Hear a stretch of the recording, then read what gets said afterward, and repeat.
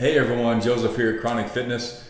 I'm just going to talk a little bit today about plantar fasciitis and just kind of let you know some of the things that worked for me when I was rehabbing myself back through an injury 5 or 6 years ago, I guess now. I was out on just a little run, 4 or 5 miles, nothing crazy, and just made a wrong step whenever I was turning about halfway through the run and tore the plantar fascia, and knew exactly what it was at the time. And these are just some of the things that worked for me as I was rehabbing myself through the process of kind of getting back on my feet, no pun intended. But I knew that something was missing in my personal program that caused that. Okay, so many times if anything happens downstream, as we say, the knee, foot, ankle, something like that, we focus on that area, of course, but we try to look upstream. In other words, what's going on at the hip? So many times imbalances in the hips or our actual gait pattern creates problems down low, especially if you're running a good bit or doing repetitive motion just in one plane of motion. And that was my case years ago. I got back into running a little bit, definitely got back into cycling a good bit, and I wasn't doing much lateral movement in my own personal workouts, and I was neglecting the muscles around the hip, particularly the glute medius. So what I began doing was taking a little mini band, simple little bands. If you don't have one of these, you have one of the traditional bands with the handles on the end, you can still use that. You'll place these around the either ankles or knees, depending on the strength of the band. And all we're doing is laterally walking, okay? You notice I crouch down in that position. Your glute medius muscle is located, for the most part, at the top of the hip pocket, right? Your back pocket, top of the back pocket on a pair of jeans or other trousers that you may have on. For the most part, that's the general area where that glute medius is located. And it's really responsible for maintaining rigidity in the legs and making sure that this leg, in this case, making sure that the leg, when you step, doesn't roll in. I'm exaggerating here for the camera, but as you step, one thing that prevents this leg from rolling in, turning in, is that glute medius. If that muscle is weak,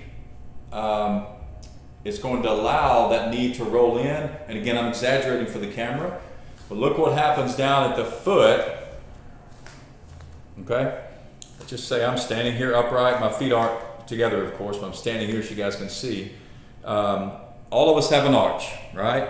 Some are higher than others, right? One thing that glute medius does is helps maintain structurally the knee facing forward, right? As I said. So when this muscle is weak, the glute medius, as you step, instead of your arch looking like this when you walk, right? When you step, that arch is going to look more like that. Okay, it's going to roll in and apply undue pressure on the bottom of that foot, right, in that arch. It's really going to valgus, as we call it, valgus, which is knock knee, if you want to call it that, whenever the knees tend to bow in, right? So look what happens as I contract my glutes. If you try to watch my knees here, watch the arches. I'm going to contract and roll out. And when I relax these, they'll fall in. Okay, I contract, right? And the legs automatically come out. See how that happens? The knees go in. Look at the arch, flattens. Contract here, knees go out, the arch returns to its original positioning, right? So, one thing I began doing was a lot of lateral band work, again, to strengthen those glute medius. The glute med muscle is really mostly activated at about 45 degrees or so, approximately, range of motion in the hip, okay? So if you're doing this exercise, mini bands here, holding the other bands, I would encourage you, instead of here, right, I would encourage you to come down in the semi-squat position, right, kind of a crouch position, butt out, chest out, as we say, so neutral spine, right? We're not curling our butt under here because you're going to lose tension on those glute medius. So butt out, chest out, right? Straight spine. And you're gonna step, step. Make sure the knees stay forward, okay? So when we step, we're going here, here, right? As these muscles fatigue, watch and make sure that your knees stay forward here and not here. Right? Because these muscles fatigue, they're going to let that knee roll in. Okay, so keep yourself honest and make sure that those knees stay forward. Okay? And you'll feel that muscle right there. Glute medius, very important muscle. Okay, so when we finish that, a couple other things that work for me. You guys have probably seen these around or seen people doing these in the gym. You may even use them yourself. Is a lot of myofascial release techniques on the bottom of the foot, okay?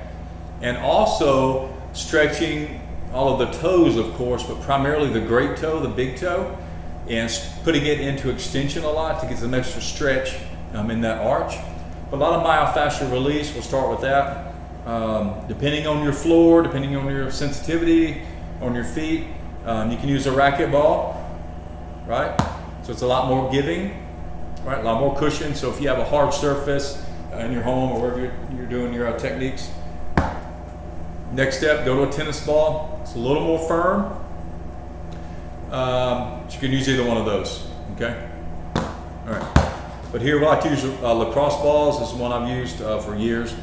But for myofascial release, I would encourage you to try to do this on carpet or a rug or something like that instead of a slick floor because it might slide out from under you and it's very frustrating. Okay, so first thing we'll do is place, we'll go right foot I guess. You guys can see on the camera a little bit better that way. So place the ball under the foot and all we're going to do is just roll back and forth. Okay, all you're doing, come up here a little closer, just massaging the bottom of your foot. I try to keep my toes in extension, right, instead of here. Try to keep them in extension the entire time. And all you're doing is just massaging the bottom of the foot, that arch, okay? And that fascia. So I'm gonna turn this way so you guys can see. So we'll start here, back and forth. And I'll move my foot slowly over the top of the ball and the ball will end up on the outside. I'll try to get on the edge where that fifth metatarsal is, right there, the little bony protrusion, your fifth metatarsal. One of the most broken bones in the foot. A lot of runners, jumpers, athletes break that a lot. But I want to keep that massage as well. Right, so we're loosening up those tissues, okay, by doing myofascial release. You guys know what that is. It's back and forth. You can go lateral if you want. Okay, so once I kind of get things warmed up, okay, midfoot goes in the floor. Stick that midfoot in the floor. The ball is on your heel because that fascia is going to wrap around the underside of that foot and attach to the calcaneus, right? Attached to your heel under here, okay? So I'm just gonna go left and right, just gently. I go gently with this initially and then I apply more pressure to shift forward, a little bit more body weight on there, but to each his own on that. So laterally, then I'll roll back, so reposition the ball. A little bit more, roll back, a little bit more. Okay, you guys get the idea? Then we'll do the opposite. So stick the heel on the ground. Now the ball is right under the joints where your toes join the foot. Okay, back and forth. I roll forward a little bit. And again, I'm keeping my toes in extension, back and forth, right on the arch, back and forth. Okay? Next, taking the ball, we're going to place the heel in the ground like we were doing, apply a little bit more pressure on the bottom of the foot.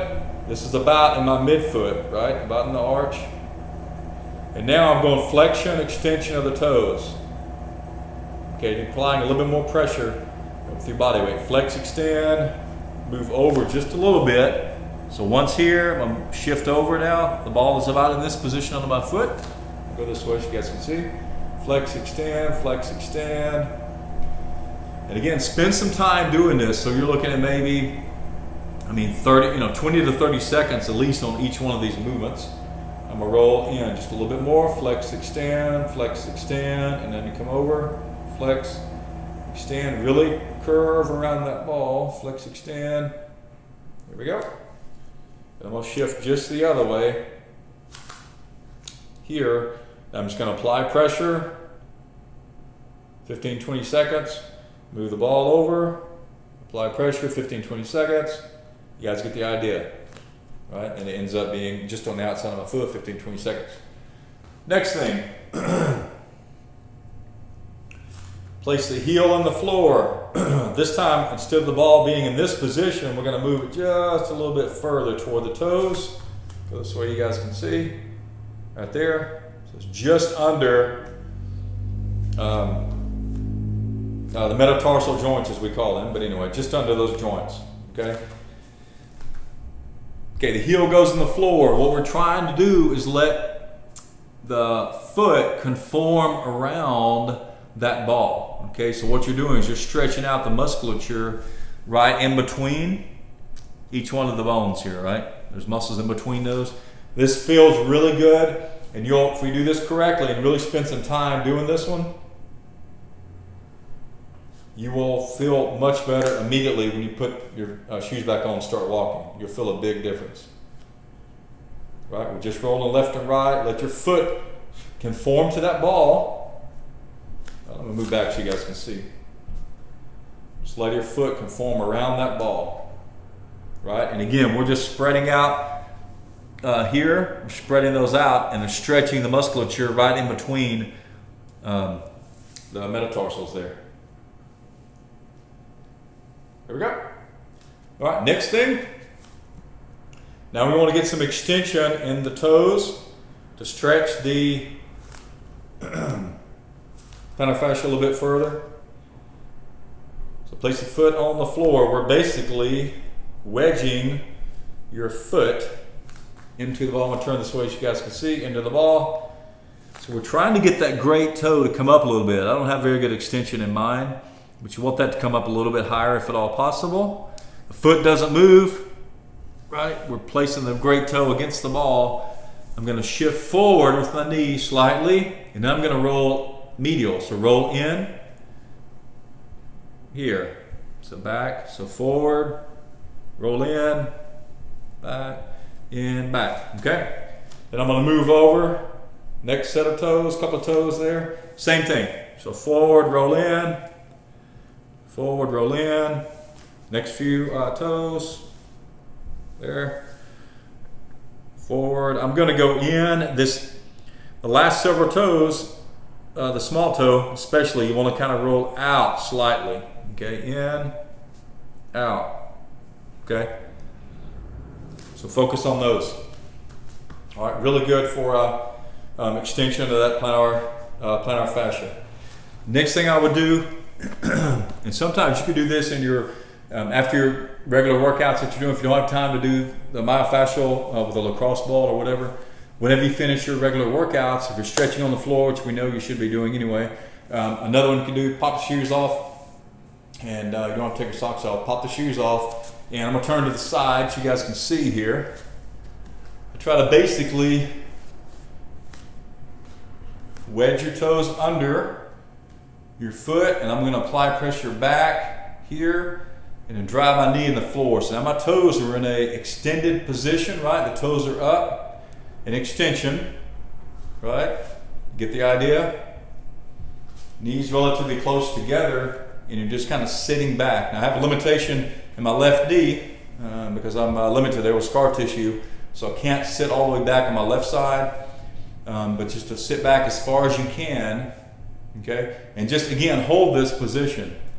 30 seconds, maybe you'll hold it a minute. It's really, really good for those internal structures, medial structures of the ankle there.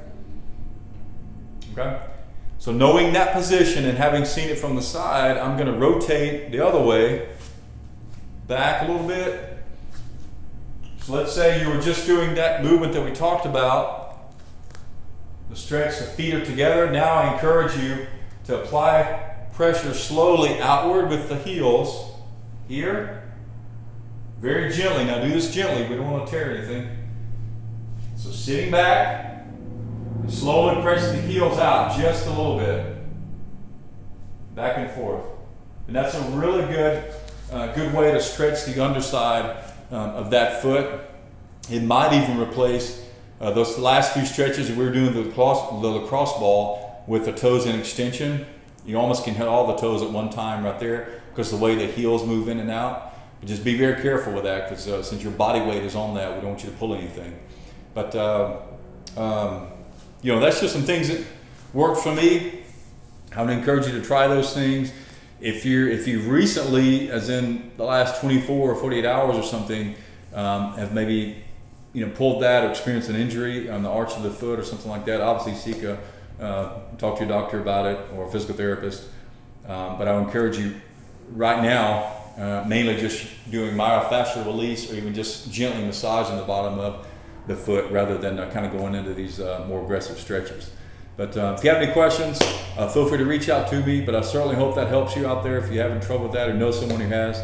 And because we've got to take care of our foundation, right? The foot and ankle is a very, very complex structure, but we've really got to take care of that because we're only as good as our foundation. So, if you have any questions, anything further, feel free to reach out to me. But I certainly hope that helps yourself or pass along to someone that you know that may have been injured and could benefit from that. Until next time, we'll see you guys.